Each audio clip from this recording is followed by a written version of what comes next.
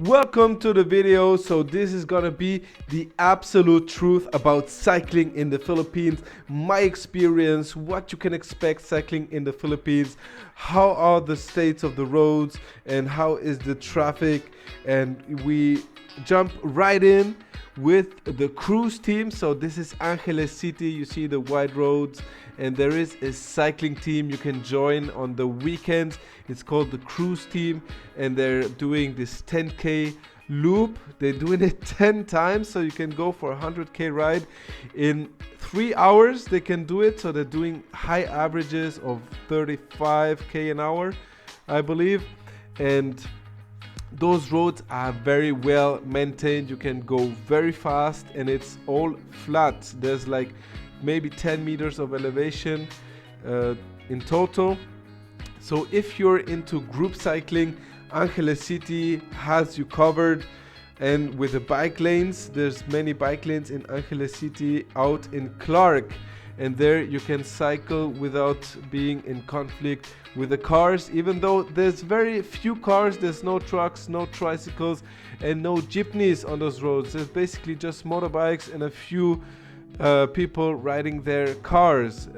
But you will always have the policeman reprimand you if you don't cycle on the bike lane, and there's a bike lane. You will have a policeman come to you and say, sir, you have to cycle on the bike lane, and you'll be like, yes sir, and then you switch on the bike lane, and then they're happy. So next one, here we're coming to D Heights. You can see there it says D Heights gate number 2, and that's where I enter into D Heights. And if you're into cycling onto hills, if you're a hill cyclist, you want to go up, so this is basically the only viable hill, I believe, in Angeles City. It's going D Heights. It's about 200 to 250 meters of elevation. It takes me about 15 minutes to get up there.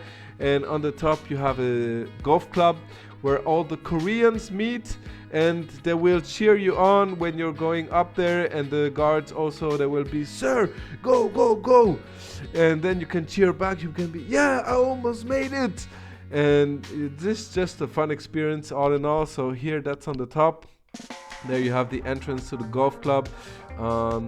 The guards actually stopped telling me not to go up there, because in the beginning they were like, you can't cycle up there. And then I told them, but I have an appointment with my dad, and because I don't have a car, I gotta cycle up there, but he's rich and he has a car, stuff like that. So yeah, next on, this is not Angeles City anymore. This is the Pan-Philippine Highway. That means there's a highway that goes from north to south.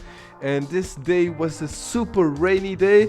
Can you imagine? Like, this is the biggest highway connection in the Philippines, and it looks like that. All the buses, the trucks, everything has to go through those potholes. So you're gonna enjoy yourself. If you like potholes, go take the Pan-Philippine Highway. You see there's a backup of cars because of all the potholes. I recommend bigger tires, so I had 23 mil tires, which I got a lot of pinch flats, because you're not supposed to ride very fast over those potholes, otherwise you will get flats. But there's no problem. Like, there's so many vulcanization shops, so you can get your flats fixed for like 30 to 50 peso in about 20 minutes, just or 10 maybe 10 minutes. The guy just fixes it. There's vulcanization shops like every, I don't know, 200 500 meters in the Philippines. So I recommend, bring your kit, but you won't probably have to use it because there's so many vulcanization shops.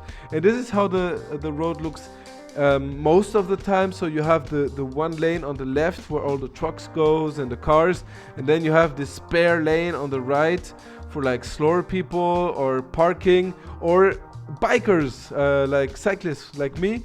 And this on the side, this is the real time. I'm going very fast because it's downhill. So on the side you can ride pretty safely As you see here, there's some trucks parked on the side, of course, so you gotta overtake them. That's why I recommend to have a mirror. So with the mirror you can see if there's like a big truck coming from behind you, and he's gonna honk and he's not gonna stop. So you better be careful, because if there's a big truck behind you, he will of course he will not try to hit you. He will try to avoid you, like this truck, but leave them space as much as possible, because they are big trucks and they might be dangerous. Okay, so this one here, there's so many steep roads. Filipinos don't do like the European way of going in serpentines up the hill. It's pretty much always straight up, very steep. So be prepared, have a big cassette with you, so you're prepared for the steep roads in the Philippines. And sometimes they're crackling. Most of them are cement, are like concrete like this, so it takes longer time to crack. And if you want to get to special places like this one, for example, it's Molinao in Camarines Sur, with the Matus spring resort, where you have spring water and you can go bathing in the flowing water from the mountains. You will encounter roads like this that are completely destroyed. I don't know why. They're probably like 20 years, no maintenance. It looks like, and those guys are going very slowly over those, and the holes are very big. Like you can't cross each other. You have to wait for the other guy to take like the optimal path, and they're doing some repairs sometimes. But if you want to get to the very special places, this is what is going to await you. So maybe even like a mountain bike, or those cross cycling bikes are pretty good. So just recommendation, I have like 23 mil tires and I could do it. So you can do it on 23 mil tires. You're just going to be much slower, because you have to stop at every bump. So next time I'll get at least 25 mil tires, because my 23 mil tires, I just wore them out in 1 month. In 1 month, my GP 4000 was completely worn out from cycling there. It absolutely doesn't like that many potholes and the weight and stuff. So I would recommend probably some gator skin, some like the most robust tire you can get, and at least 25 mil, depends on what your frame can support.